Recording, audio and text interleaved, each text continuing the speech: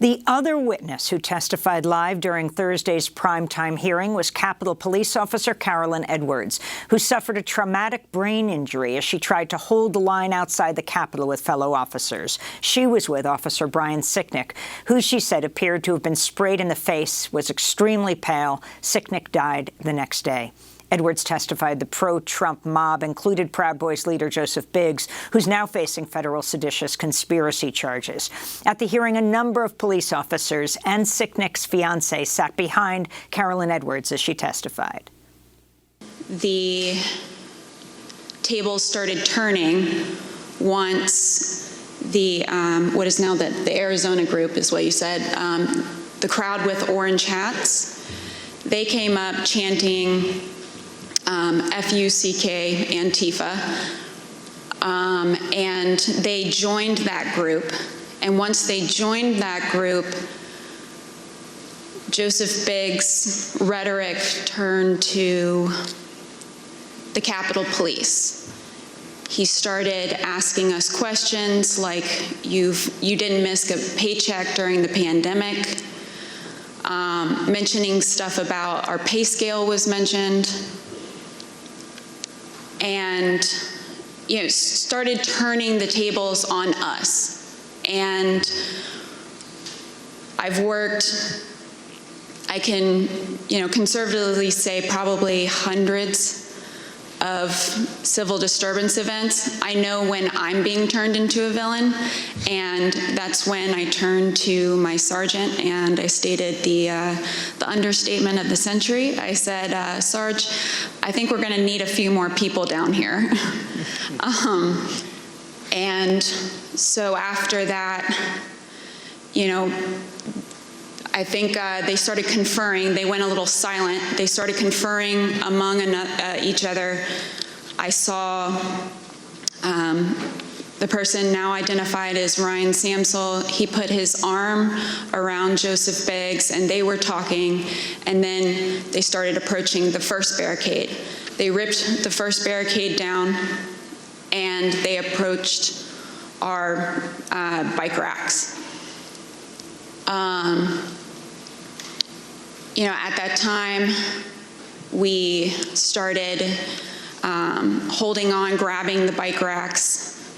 There weren't many of us, so I grabbed the middle between two different bike racks.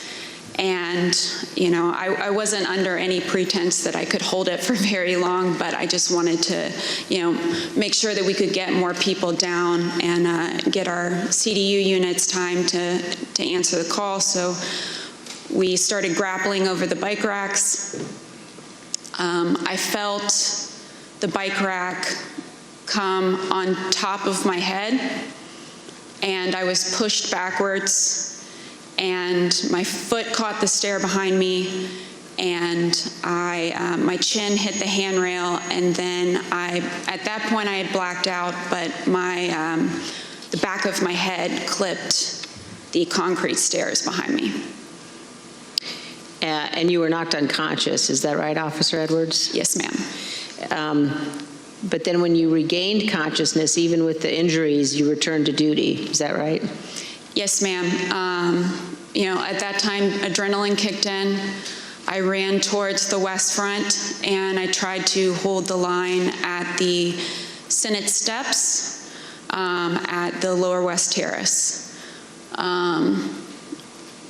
More people kept coming at us.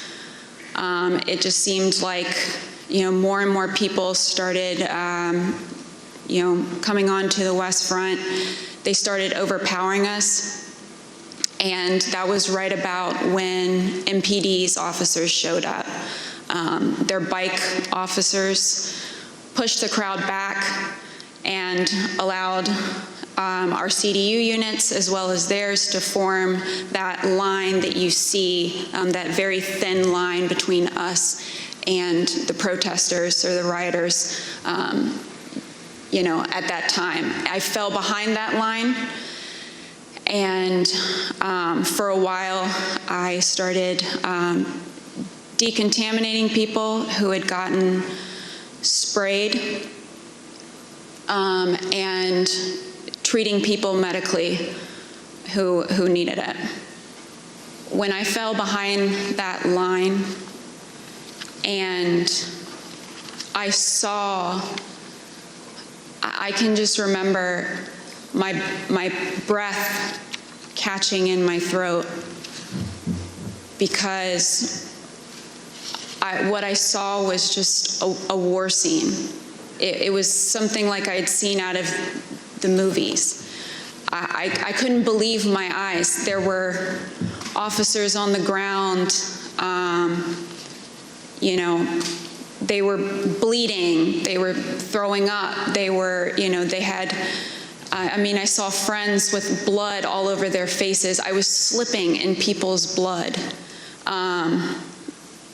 You know, I was catching people as they fell. You know, it was carnage. It was chaos. I can't even describe what I saw. Capitol Police Officer Carolyn Edwards, who suffered a traumatic brain injury on January 6th. She was questioned by Republican Congressmember Vice Chair Liz Cheney.